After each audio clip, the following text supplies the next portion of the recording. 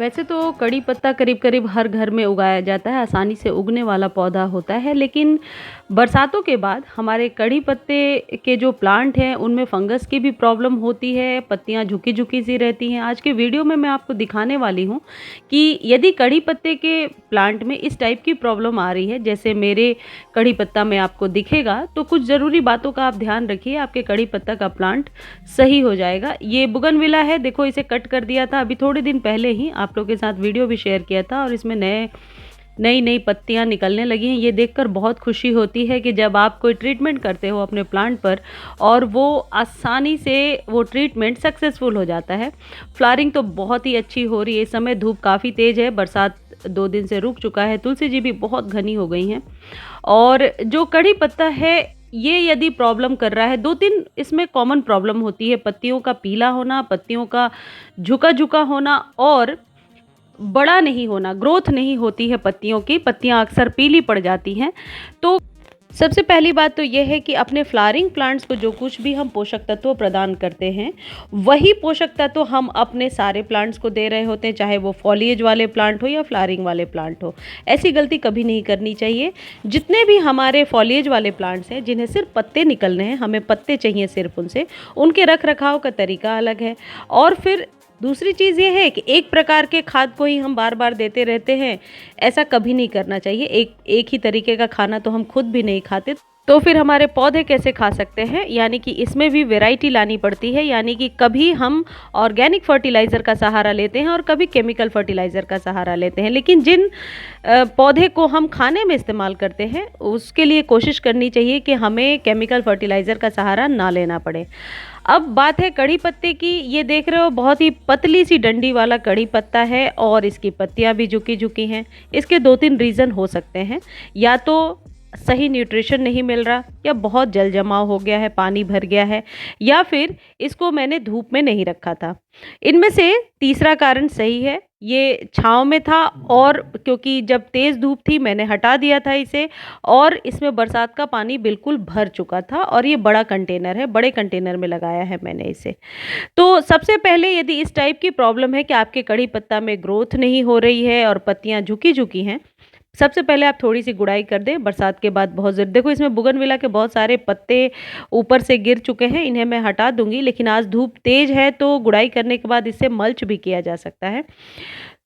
इसको पहले तो हम गुड़ाई कर देंगे, गुड़ाई करने के बाद इसमें जिस खाद का हम इस्तेमाल करेंगे, पहले तो बहुत ज़रूरी है कि मिट्टी सूखी रहे। मेरे कड़ी पत्ते की मिट्टी सूखी हुई नहीं है, इसलिए आज इसमें खाद का इस्तेमाल मैं नहीं करूँगी। मैं सिर्फ़ आपको दिखा रही हूँ कि किस खाद का आप इस्तेमाल करना आप कर सकते हैं। अब इसमें एक छोटी-सी बात है जो आप ज़रूर ध्यान रखें, जब कभी आप किसी भी प्लांट को फर्टिलाइज़ कर रहे हैं, उसके पहले मिट्टी का ड्राई होना यानी कि मॉइस्ट होना ज़रूरी है। ड्राई कहने का मतलब ये नहीं कि बिल्कुल सूखी हो, थोड़ा-सा मॉइस्ट हो, लेकिन ये मिट्टी बहुत गीली है, तो इतनी गीली मिट्टी में यदि मैं कोई भी फर्टिलाइज़र डालती हूँ, तो फंगस बहुत ही आसानी से पकड़ लेगा।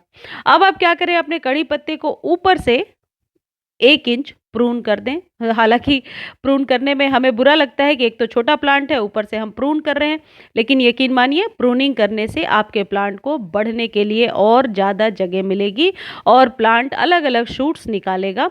प्रूनिंग हमेशा सही होता है। वैसे कड़ी पत्ता पूरे दिन की सनलाइट को बहुत अच्छे से बर्दाश्त करता है और उसमें अच्छा ग्रो करता है, यानी 7 से 8 घंटे आप धूप में छोड़ सकते हैं, बल्कि धूप में ही अच्छे से चलता है। जब कभी कड़ी पत्ता का प्लांट आप खरीदने जा रहे हैं नर्सरी में, तो ऐसा प्लांट खरीदें जिससे 2-3-4 ब्रांचेस निकली हों, तो उसे लगाना भी ईजी रहता है और मेहनत भी थोड़ी कम हो जाती है। अभी बरसातों के बाद आपके कड़ी पत्ते में रोग की समस्या ज़रूर होगी, कोई ना कोई कीटनाशक का आपको स्प्रे ज़रूर करना चाहिए। आज जिस फर्टिलाइज़र के बारे में मैं आपको बता रही हूँ, ये आपके कड़ी पत्ते की मिट्टी को पहले तो एसिडिक भी बनाएगा, और यदि कोई कीट पतंग, फंगस वगैरह लग रहे हैं, तो उसके पहले से ही आप इस पर प्रिकॉशनरी तौर पर इस चीज़ का स्प्रे अभी ही कर दीजिए और बहुत ही अच्छा काम करेगा ये। जैसा कि मैंने आपको बताया है कि फर्टिलाइज़र चेंज कर कर के हमें अपने प्लांट्स को देना चाहिए। ये दही है, इस जगह पे आप कोई पुराना खट्टा सा छाछ भी ले सकते हैं। लेकिन इस दही को इस पानी में मिक्स करके मैं 2 दिनों के लिए छोड़ूँगी। जब ये थोड़ा-सा फर्मेंट हो जाएगा और इसमें खट्टापन बढ़ जाएगा, इसके बाद इसे छान करके आप अपने कढ़ी पत्ते पे स्प्रे कर सकते हैं या फिर आप ऐसे ही अपने कढ़ी पत्ते के प्लांट में डाल सकते हैं। क्योंकि अभी मिट्टी बहुत गीली है तो इसलिए मैं इसमें अभी नहीं डालूँगी। मैंने बहुत ही कम मात्रा लिया है। ज़्यादा दही का यदि आप या छाछ का उपयोग करेंगे तो फंगस की समस्या भी हो सकती है। ये फंगस से छुटकारा भी दिलाता है। ये एक जैविक स्प्रे है, आप अपने सभी प्लांट्स पर कर सकते हैं। कीटनाशक के रूप में मैं हमेशा ही इसका छिड़काव करती हूँ। इसे बना करके आप 2-3 दिनों तक बाहर में मैं रखती हूँ ताकि अच्छे से फंगस लगे। घर के अंदर ढक ढक करके आपको छाया में नहीं रखना है, मैं यहीं गमले के पास रख दूँगी।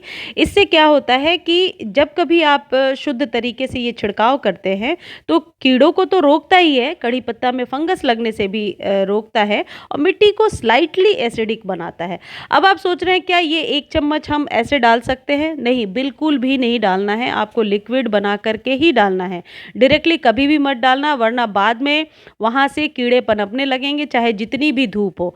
इसलिए इसे बनाने का जो तरीका है, एक चीज़ और मैं बताती हूँ, हम क्या करते हैं कड़ी पत्ते को इस तरीके से ले लेते हैं। ये बहुत ही गलत तरीका, हम जाते हैं जब भी ज़रूरत है छत पर या बालकनी में जहाँ भी हमने रखा है, हम जाते हैं और इस तरीके से पत्ते ले लेते हैं और उस डंडी को वहीं छोड़ देते हैं। इससे ग्रोथ रुकती है, ऐसा आप कभी भी ना करें। इसको यूँ कट करके ज़रूर हटा दें और जब कभी भी पत्ता तोड़ना है नीचे से तोड़ें, ऊपर से कभी भी पत्ते को ना तोड़ें। यदि आप ऊपर से पत्ते को तोड़ेंगे तो ग्रोथ वहाँ से रुकती है। ये 2-3 चीज़ों का ध्यान रखेंगे तो कड़ी पत्ते के प्लांट को लगाना बहुत ही ईज़ी है। एक तो यदि आज आप ये वीडियो देख रहे हैं, आज ही इस कीटनाशक का आप स्प्रे कीजिए और वाटरिंग डेली करना है। लेकिन मिट्टी अभी जैसे दिख रही है गीली है तो वाटरिंग नहीं करना है, फुल सनलाइट में रख दीजिए, पत्तियां चमकदार आएंगी। ये जो कीटनाशक है ये आपके पौधे को हर प्रकार के आने वाले कीटनाशक से भी बचाएगा, मिट्टी को एसिडिक भी करेगा और इस वजह से पत्तियां चमकदार और सुंदर भी आएंगी। मैं अपने सभी प्लांट्स पर इसका छिड़काव करती हूँ, चाहे वो गुड़हल हो, बुगनविला हो, और आप देख रहे हैं बहुत ही स्वस्थ प्लांट है। जब कभी हम गार्डन में पौधे लगाते हैं सबसे पहले ये चाहते हैं कि पौधे में कीड़े तो बिल्कुल भी ना लगें।